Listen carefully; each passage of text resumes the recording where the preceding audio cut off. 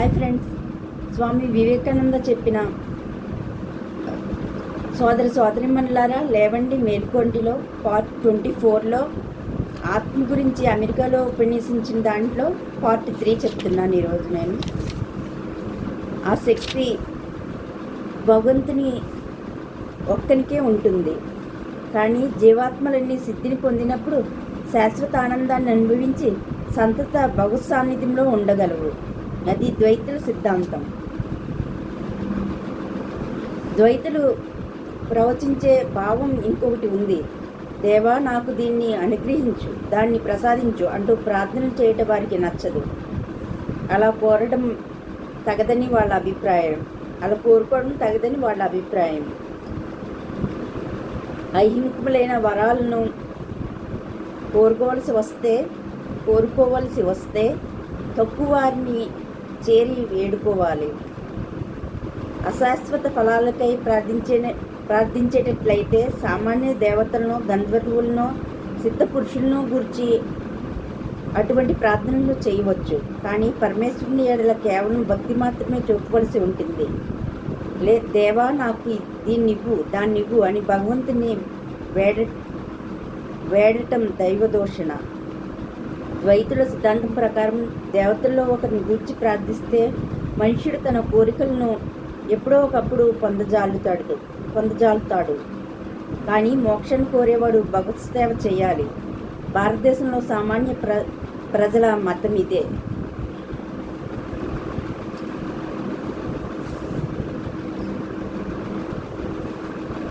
వేదాంత తత్వం యొక్క యథార్థ రూపం విశిష్టాద్వైతాలనబడే వారితో ప్రారంభమవుతోంది. కార్యం కారణం నుండి ఎన్నడూ వేరు కాదు. కార్యం అనేది కారణమే. వేరు రూపాన్ని ధరించడం చేత ఏర్పడుతోందని వీరి వాదం. జగత్ కార్యం ఈశ్వరుడు కారణం. జగత్తు కార్యం ఈశ్వరుడు కారణం. కానీ జగత్తుని ఈశ్వరుడు ఏకమే అయి ఉండాలి, భిన్నత్వం ఉండజాలదు. ఈ జగత్తునకు ఈశ్వరుడే నిమిత్త కారణము, ఉపాదాన కారణము అనే ప్రతిపాదనతో వారి సిద్ధాంతం ప్రారంభమవుతోంది. బ్రహ్మమే సృష్టికర్త. అంతేకాక ఆ బ్రహ్మమే ఈ విశ్వంతా ఆవిష్కృతమై పొందడానికి ప్రధానమైన మూల కారణం. క్రియేషన్ అనే మీ ఆంగ్ల పదానికి సరైన పర్యాయ పదం సంస్కృత భాషలో లేదు. క్రియేషన్ అంటే శూన్యం నుండి కల్పించబడటం అని పాశ్చాత్యుల విశ్వాసం. సృష్టి ఆ విధంగా జరుగుతుందనే సిద్ధాంతాన్ని అంగీకరించే తెగవారు ఎవరు భారతదేశంలో ఇప్పుడు లేరు. ఇలాంటి విశ్వాసం గల కొందరు పూర్వం ఎన్నడో ఉన్నారట, కానీ త్వరలోనే వాళ్ళ నోరు కట్టబడింది. అటువంటి విశ్వాసం గల సంప్రదాయం ఏది నాకు ఇప్పుడు కనిపించడం లేదు. సృష్టి శబ్దానికి మా అర్థం అంతకుముందున్న వస్తువులే వెలికి ఆవిష్కరించడం.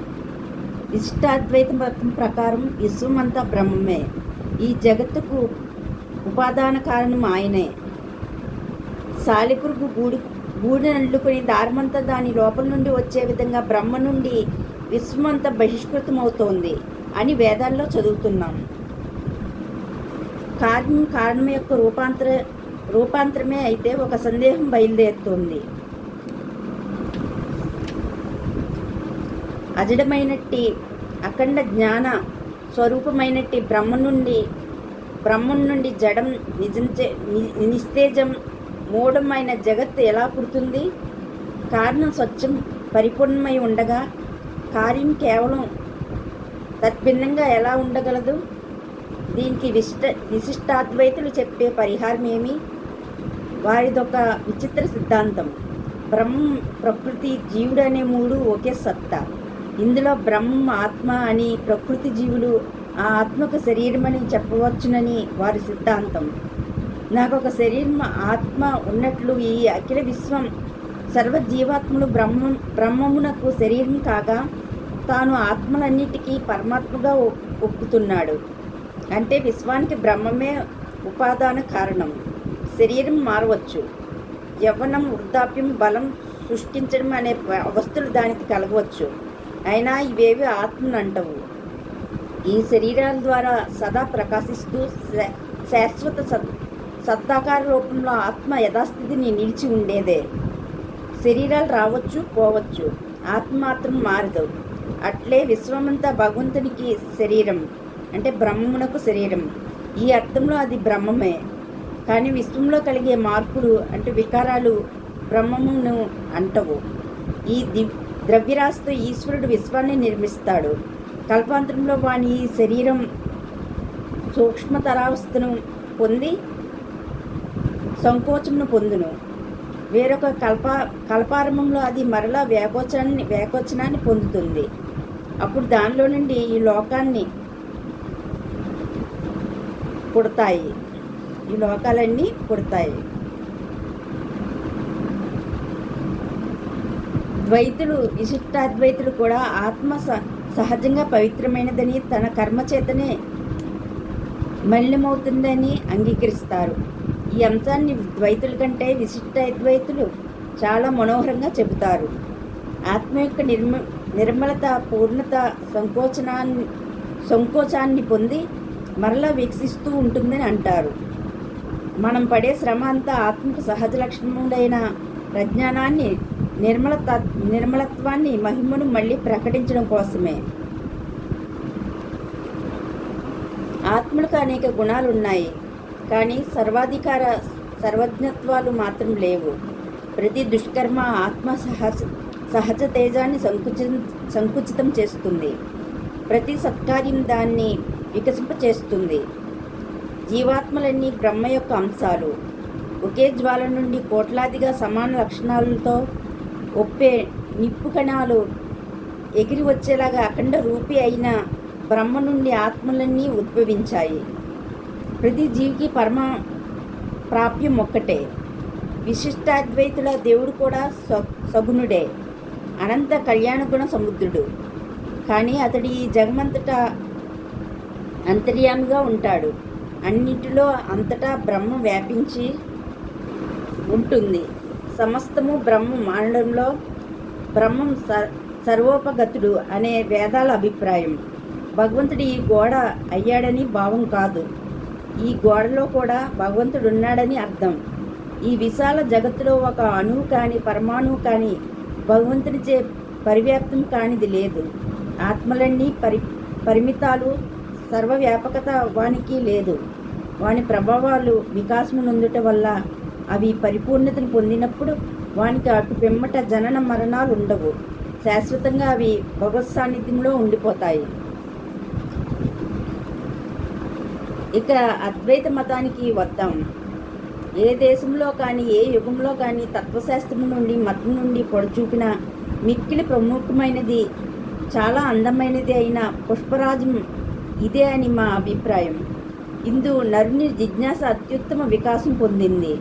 అత్యంత దురవగాహమని భావించబడే మర్మముల సైతం ఇది దాటిపోయింది. దీనిని అద్వైత వేదాంతం అంటారు. ఇది ప్రజా సామాన్య మతం కావడానికి సాధ్యం కాజాలనంత దుర్వగాహం అత్యున్నతమయ్యి వెలుగుతోంది. దీనికి జన్మస్థానమైన భారతదేశంలో సైతం గడిచిన 3000 సంవత్సరాల నుండి ఇది ప్రాముఖ్యం గావించి ఉన్న సామాన్యంలో ప్రవేశించలేదు. అద్వైత సిద్ధాంతాన్ని గ్రహించడం సర్వదేశాల్లోని మహాధీమంతులైన స్త్రీ పురుషులు కూడా కష్టసాధ్యంగా ఉందని ముందు మనం తెలుసుకోగలుగుతాం. మనమంతా దుర్బలమైపోయాం, అంతటి అధోగతిలో కూలిపోయాం. మన ప్రజ్ఞను గూర్చి మనం ఎంతగా ప్రగల్భాలు పలికినా స్వభావం చేతనే మనం వేరే ఆధారాన్ని కోరేవాళ్ళమే. ఎప్పుడూ ఏదో ఒక ఆధారానికే వేలాడుతూ ఉండే బక్కచిక్కిన మొక్కల్లాగా ఉన్నాం. సుఖతరమైన మతమును ఉపదేశించండి అని నన్ను ఎన్నోసార్లు అనేకులు అడిగారు. కానీ సత్యాన్ని బోధించండి అని కోరువారే చాలా అరుదు. ఆ సత్యాన్ని గ్రహింప సాహసించే వారింకా అరుదు. దాన్ని సంపూర్ణంగా ఆచరించే ధైర్యాన్ని కలిగిన వారు లేరనవచ్చు. ఇది వారి దోషం కాదు, బుద్ధిబలంలోని లోపం. ఏ కొత్త భావమైనా, అందులో ముఖ్యంగా అదొక ఉద్దండ భావన అయితే గొప్ప కలవరాన్ని కలిగించి మన మెదడులో ఒక కొత్త మార్గాన్ని కల్పింపజూస్తుంది. దానికి ముందున్న భావ నిర్మాణం అంతా చలించిపోయి నరుని స్థాయి చెడిపోతుంది. వారేదో ఒక పద్ధతికి అలవాటు పడి ఉంటారు కదా. పురాతన మూఢ విశ్వాస సముదాయాన్ని ఎంతటినో వారిప్పుడు అతిక్రమించి రావాల్సి ఉంటుంది. వంశపారంపర్యంగా వస్తున్న మూర్ఖాభిప్రాయాలను, అంటే కుల దురాభిమానాలను, గ్రామ్య మూఢ విశ్వాసాలను, దేశీయ గర్వాలను, వీటన్నిటినీ మించి ప్రతి నరునిలోని పాతుకుని ఉన్న పిచ్చి పిచ్చి నమ్మకాల సమూహాలను ఎన్నింటినో విసర్జింపవలసి వస్తుంది. అయినా కూడా సాహసించి సత్యాన్వేషణను పూని దీక్ష వహించి తుదుముట్ట దాన్ని అనుసరించు ధీరోత్తములు కొందరు ఈ లోకంలో జన్మిస్తూనే ఉంటారు. అద్వైతి బోధించేదేమి? భగవంతుడు ఒకడు ఉన్నాడా? ఉంటే అతడు ఈ విశ్వానికి నిమిత్త కారణం, ఉపాదాన కారణం అయి ఉండాలి. అతడు సృష్టికర్తగా ఉండడమే కాక సృష్టి కూడా తానే, అంటే ఈ జగత్తు కూడా అతడే. అది ఎలా సాధ్యం? కేవలం ఆత్మస్వరూపి అయిన పరబ్రహ్మం జగత్తుగా మారడమా? అవును, కానీ ఆభాసగా మాత్రమే. విస్ముగా పామరజనులు చూస్తున్నది సత్యదృష్టికి లేనే లేదు. మీరు నేను మనకు కనిపించే వస్తు సమూహం ఇదంతా ఏమి? కేవలం భ్రాంతి రూపాలు. అఖండమయ ఆనంద రూపమైన వెలిగే ఒక్క వస్తువు తప్ప వేరేది లేదు. ఆ ఒక్క సత్తాకంలోనే మనం ఈ స్వప్నాలన్నింటినీ చూస్తున్నాము. ఆ ఏకైక సత్తాకం ఆత్మ. అది అఖండం, సర్వాతీతం, జ్ఞానమునంతటికీ అతీతం, న్యాయమునంతటికీ కూడా అతీతం. జగత్ రూపంలో మనం చూసే అన్నింటిలో అది వ్యాపించింది. అది ఒకటే సత్పదార్థం. ఈ బల్ల అదే నా ఎదుట కూర్చుని నా మాటలు వినే జనం. ఈ గోడ కూడా అదే. నామరూపాలను తొలగించారో ఇక మిగిలేదంతా అదే. దానికి వేదాంత స్త్రీ అని గాని పురుషుడని గాని పేరు పెట్టడు. ఈ భావాలు కల్పితాలు, మానవుని మేధస్సు చేత కల్పింపబడిన భ్రాంతులు. ఆత్మలో స్త్రీ పురుష భేదం లేదు. భ్రాంతికి లోబడి పశుప్రాయులైపోయిన వారు స్త్రీ అని పురుషుడని భావనలు కల్పించుకుంటారు. జ్ఞానసిద్ధులకు స్త్రీ పురుష భేదం కనిపించదు. విశ్వానికి అతీతులైన వారికి భేదం ఎలా గోచరిస్తుంది? ప్రతి జీవి, ప్రతి వస్తువు ఇటువంటి భేదభావం ఏదో పురింపచేయనట్టి అతి ఉజ్వలం నిత్యానందమయమైన ఆత్మయే సుమండి. భౌతికములైన నామం, రూపం, మూర్తి ఈ భేదాలను కల్పిస్తున్నాయి. నామం, రూపం అనే భేదాలను రెండింటిని తొలగించామంటే విశ్వమంతా ఏకమే ప్రకాశిస్తుంది. రెండు ఉన్నవడమే కల్లా. అంతటా ఒకటి మాత్రమే ఉంది. మీరు నేను ఏకమే. ప్రకృతిని గాని, భగవంతుడిని గాని, జగత్తుని గాని ఉన్నాయనే మాట అసత్యం. అంతా ఏకైక సత్పదార్థమే. దాని నుండే నామరూపం మూలంగా ఇవన్నీ కల్పితములవుతున్నాయి. జ్ఞాతను తెలుసుకుంటా ఎలా? అంటే తెలుసుకుని వాణిని తెలుసుకుంటే ఎలా? అతడు తెలియబడేవాడు కాడు. నీ ఆత్మను నీవు చూడటం ఎలా? కానీ నీ ఆకారానికి ప్రతిబింబం కలిగించగలవు. అలా ఏర్పడిన ఆ ఏకైక సత్యవస్తువైన ఆత్మ యొక్క ప్రతిబింబమే ఈ విశ్వం. మంచివి చెడ్డవి అయిన బింబగ్రాహముల పైన ఏర్పడే ప్రతిబింబాలు మంచివి చెడ్డవి అయిన స్వరూపాలుగా గోచరిస్తాయి.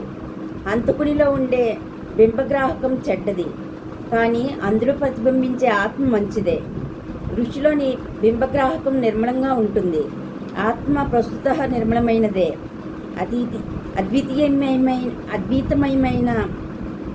అద్వితమైన సత్తాకమై క్షుద్రకీటకం మొదలు శ్రేష్ఠుడైన సిద్ధపురుషుని వరకు అందరిలోనూ ప్రతిబింబించే ఆత్మ ఒకటే సుమండి. ఈ విశ్వమంతా ఏకైక సత్తాకమే. స్థూలంగా, మానసికంగా, నైతికంగా, పారమార్థికంగా సర్వ విధాలా అది ఒక్కటే. ఆ ఏకైక మానసికంగా, నైతికంగా, పారమార్థికంగా సర్వ విధాలా అది ఒక్కటే. ఆ ఏకైక సత్తాత్మను వేర్వేరు రూపాలతో చూస్తూ దానిలో ఆయా స్వరూపాలన్నింటినీ కల్పన చేస్తున్నాం.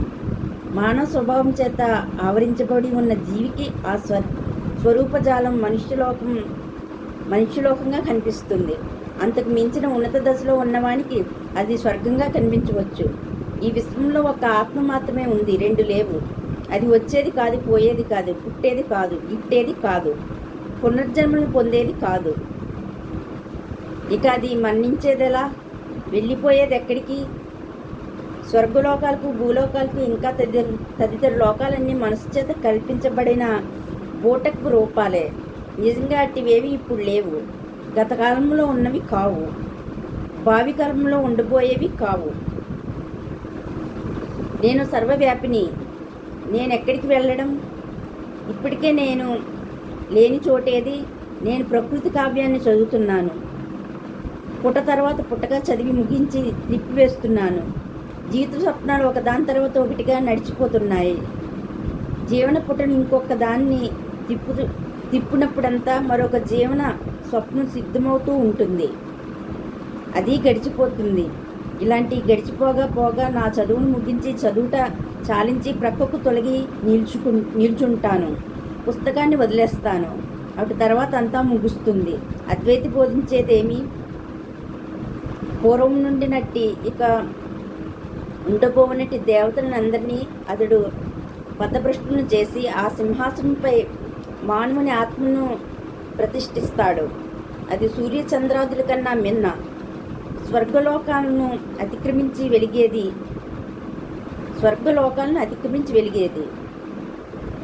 ఈ విశ్వం కంటే ఎంతో ఘనతరమైంది అని అతడు అంటాడు. ఈ మానవ రూపంతో కనిపించే ఈ ఆత్మ యొక్క దివ్య వైభవాన్ని ఏ గ్రంథాలు, ఏ వేదాలు, ఏ శాస్త్రాలు వర్ణింపజాలవు.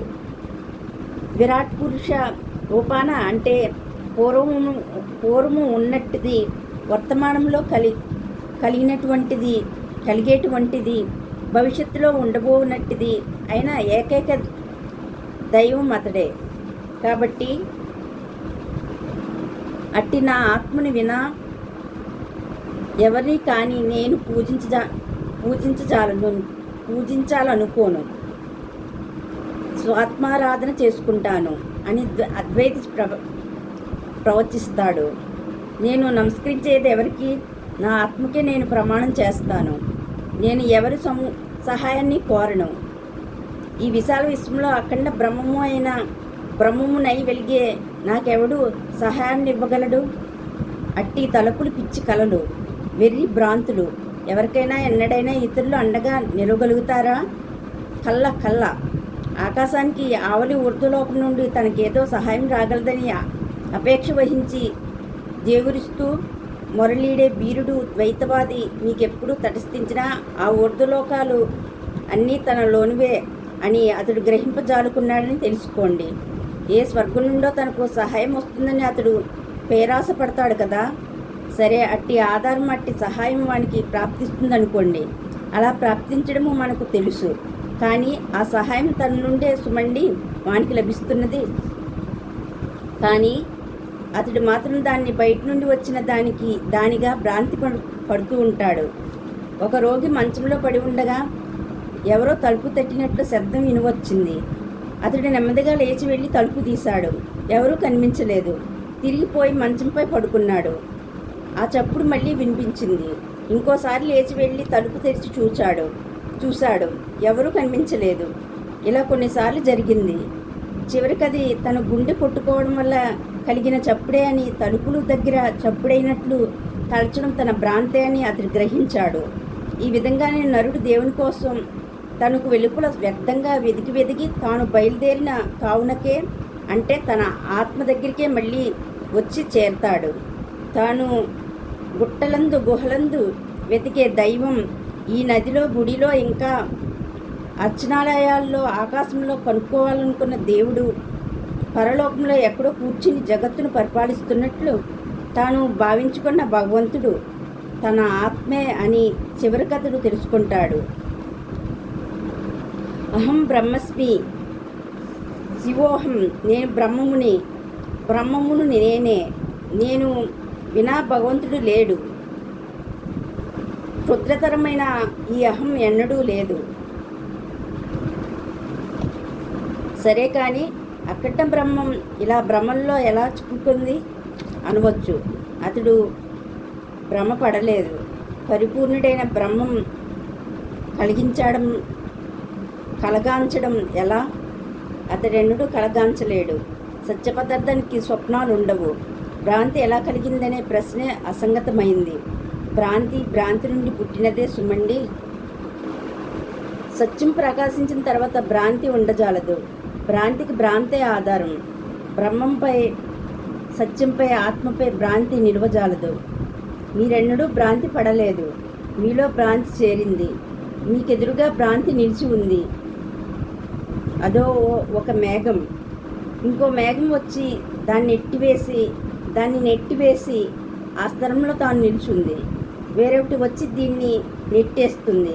స్థిరంగా నిలిచి ఉండే నీలాకాశంలో వేరువేరు రంగులతోనూ వేరువేరు ఆకృతులతోనూ మెరిసే మబ్బులు కనిపించి స్వల్పకాలం నుండి మాయమవుతుంటాయి.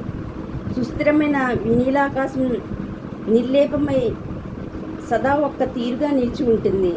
అదేవిధంగా మీరు ఎప్పుడూ నిర్మూలులై నిత్య పరిపూర్ణులై ప్రకాశిస్తున్నారు. ఈ విశ్వంలో ప్రకాశించే దేవతలు మీరే. దేవతలు అనడం పొరపాటు. ఇద్దరు ఎక్కడుంటారు? ఒక్కరే కదా. మీరు నేను అనడమే దోషం. నేను అనే అనాలి. లక్షల కొద్ది నోళ్ల ద్వారా తినేది నేనే. నాకు ఆకలి ఎలా ఉంటుంది? అనంతములైన చేతులతో పాటుపడేది నేనే. నేను నిష్క్రియుడిగా ఉండడం ఎలా? ఈ విశ్వ జీవనమునంతా గడిపేది నేనే. నాకు మరణం ఎక్కడిది? నేను జనన మరణాలకు అతీతుడును. నేను మోక్షానికే వెతకడం ఎందుకు? సహజంగానే నేను నిత్యముక్తుడిని. జగన్నాథుడినైన నన్ను బంధించేవారెవరు? లోకంలోకి వేదశాస్త్రాలన్నీ ఈ విశ్వంలో కల ఏకైక అస్తిత్వమైన నా యొక్క దివ్య వైభవాన్ని ప్రకటింపజూచే స్వల్ప పటాల వంటివి. కాబట్టి ఈ వేదశాస్త్రాలు నాకేపాటివి? అద్వైత మతాన్ని అవలంబించిన వాడి ఈ విధంగా అంటాడు. సత్యాన్ని తెలుసుకునే క్షణంలో ముక్తుడివి కా. అప్పుడు చీకట్లన్నీ తొలగిపోతాయి. విశ్వమయుడైన అఖండునితో నరుడు తాను ఏకమవడం తెలుసుకున్నప్పుడు, తాను వేరు అనే భావం అంతరించినప్పుడు, స్త్రీ పురుషులంతా దేవతలు, త్రిదశ గణాలు, సర్వము జంతుజాలం, చెట్ల సముదాయం, విశ్వమంతా ఒక్కటిగా కలిసిపోయినప్పుడు భయమంతా ఎగిరిపోతుంది. నాకు నేను అపాయం కలిగించుకుంటానా? నన్ను నేను హింసించుకుంటానా? ఇంకా నేను ఎవరిని గూర్చి భయపడాలి? నీ పట్ల నీకే భయమా ఎలా కలుగుతుంది? నీ దుఃఖం అనేది ఉండజాలదు. నాకు అప్పుడు దుఃఖాన్ని కలిగించేదేముంటుంది? విశ్వరూపాన్ని ధరించిన సద్వస్తువు నేనే కదా. అప్పుడు మత్సరాలన్నీ అంతరిస్తాయి. ఎవరి పట్ల మాత్సర్యాన్ని వహించడం నా పట్లేనా? అప్పుడు దుస్సంకల్పాలన్నీ పటాపంచలైపోగలవు. ఎవరిని గూర్చి నేను దుస్సంకల్పాలను పోనగలను? నన్ను గూర్చేనా? నేను వినా విశ్వంలో అన్యులు లేరే. సత్యజ్ఞానానికి ఇదొక్కటే మార్గమని వేదాంతి బోధిస్తున్నాడు. భేదభావాన్ని రూపుమాపండి. అనేకమనే భ్రాంతిని నాశనం చేయండి. అనేకత్వంతో కనిపించే ఈ జగత్తులో ఎవడు ఏకత్వాన్ని గాంచగలడో, ఈ జడ పదార్థ రాశిలో ఎవడు ఆ ఏకైక జ్ఞాన రూపిని గుర్తింపగలుగుతాడో, ఛాయామాత్రమైన ఈ ప్రపంచంలో ఎవడు ఆ సత్య బ్రహ్మమును ప్రత్యక్షం చేసుకుంటాడో అతనికి శాశ్వత ఆనందం చేకూరగలదు. మరెవరికి కాదు. ఇతరునికి ఎవరికి అది చిక్కదు.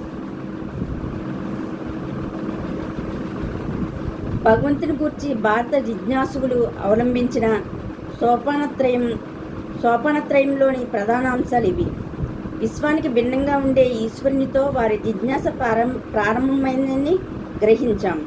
విశ్వ శరీరం యొక్క బాహ్య భాగాన్ని విడిచి దాని అభ్యంతరాన్ని ప్రవేశించి, అంటే భగవంతుని విశ్వవ్యాప్త రూపాన్ని చేరి, ఆత్మే ఆ భగవంతుడని, అదే ఈ జగత్తులో భిన్న భిన్న స్వరూపాలతో కనిపించే ఏకైక వస్తువుని గుర్తించడంతో ఆ జిజ్ఞాసకు ఆ జిజ్ఞాసనకు పర్యవసానం తేలింది. వేదాల పర్యవసానపు బోధ ఇది దైత్వంలో ప్రారంభమై విశిష్టాద్వైతం ద్వారా పరిపూర్ణ ద్వైతంలో పర్యవసిస్తోంది. ఈ పర్యవసానంలో చేరజాలు వారు మిక్కిలి అరుదని దాన్ని చేరడం అటు ఉంచి నమ్మడానికి సాహసించేవారే అరుదని, దీన్ని ఆచరణ పెట్టగల వారు ఇంకా చాలా అరుదని మనకు తెలుసు. అయినా లోకంలోని దీని అంతటికీ ధర్మానికంతటికీ పారమార్థికత అంతటికీ వివరణ దీనిలోనే ఉంది. పరోపకారం చేయము అని ప్రతివారు బోధించడం ఎందుకు? దీని కీలకం ఎక్కడుంది? ఉత్తమ పురుషులంతా విశ్వమానవ సోదరత్వాన్ని బోధించడానికి కారణమేమి? ఇంకా గొప్పవారు సర్వభూత సోదరత్వాన్ని ఉపదేశించడానికి కారణమేమి? ఎందుకంటే నరులు గ్రహించుకున్న అన్నిటికీ వెనుక నుండి మూఢం, వ్యక్తిగతం అయిన అజ్ఞానం అంతటి వెనుక నుండి ఈ అనేకత్వం అసత్యమని, విశ్వమంతా ఏకైక వస్తువని చాటుతూ విశ్వాత్మ యొక్క అఖండ తేజం ప్రకాశిస్తోంది. ఈ చివరి మాటను అనుసరించి మనకున్న సర్వము ఒక్క జగత్తు మాత్రమే అవుతుంది. దాన్ని ఇంద్రియాల ద్వారా భౌతిక పదార్థంగా, బుద్ధి ద్వారా జీవాత్మల సమూహంగా, పారమార్థిక జ్ఞానం ద్వారా బ్రహ్మంగా తెలుసుకుంటున్నాము. ప్రపంచంలో పాపమని, అశుభమని పేర్కొనబడే ముసుగులతో తాను కప్పుకునే మనిషికి ఈ విశ్వం వికార రూపమైన ఘోర వస్తువుగా మారి కనిపిస్తుంది. భోగాలను వాచించే మరొకనికి ఈ విశ్వమే మారి స్వర్గంగా కనిపిస్తుంది. ఇంకా జ్ఞానసిద్ధునికి ఈ విశ్వమే అదృశ్యమే తన ఆత్మే కనిపిస్తుంది. వర్తమాన సంఘస్థితిని బట్టి ఈ సోపానత్రయం అత్యవసరం. ఇందు ఒకటి వేరొక దాన్ని ఖండించదు, ఒకటి మరొక దాన్ని పరిమాణంగా ఉంటుంది. అద్వైతి కానీ విశిష్టాద్వైతి కానీ ద్వైత సిద్ధాంతాన్ని అనిశ్చితమనడు. అది సత్యదృష్టే, కానీ ఒకంత తక్కువ. అది పూర్ణ సత్యానికి మార్గమే. కాబట్టి ప్రతి నరుడు తన ఆలోచన విధానాన్ని అనుసరించి ఈ విశ్వాన్ని గురించి తన దృక్పథాన్ని అవలంబించడం మంచిది. ఎవనికి అపకారం చేయకండి, ఎవని దృక్పథాన్ని భగ్నం చేయకండి. అతడున్న స్థితిని గ్రహించి మీకు చేతనైతే వానికి చేయూతనిచ్చి పైమెట్టుకు చేర్చండి. అంతేగాని వానికి అవరోధాలను కలిగించకండి, నిర్మూలన చేయండి. ఎప్పుడో ఒకప్పుడు అందరూ సత్యస్వరూపాన్ని అంటే బ్రహ్మమును పొందుతారు సుమండి. హృద్గత వాంఛలడుగు తరిని మర్త్యుడే అమరుడగును. అప్పుడే నరుడే నారాయణుడు అవుతాడు. ఓకే ఫ్రెండ్స్, స్వామి వివేకానంద చెప్పిన లేవండి మేల్కొండిలో ఆత్మ గురించి అమెరికాలో స్వామి వివేకానంద ఉపన్యసించిన దాంట్లో పార్ట్ 3 కంప్లీట్ అయింది. నెక్స్ట్ పార్ట్ 25లో ఆత్మ దాని బంధనం మోక్షం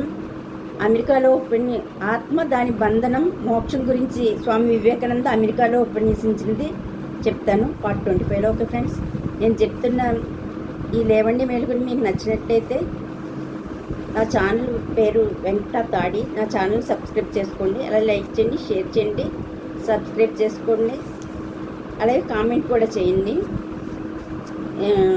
ఈ లేవండి మేల్కొండి నేను చెప్తున్న లేవండి మేల్కొండిలో నేను చెప్పుతున్న దాంట్లో ఏమన్నా మిస్టేక్స్ ఉంటే దయచేసి నాకు క్షమించండి. Okay friends, thank you, bye.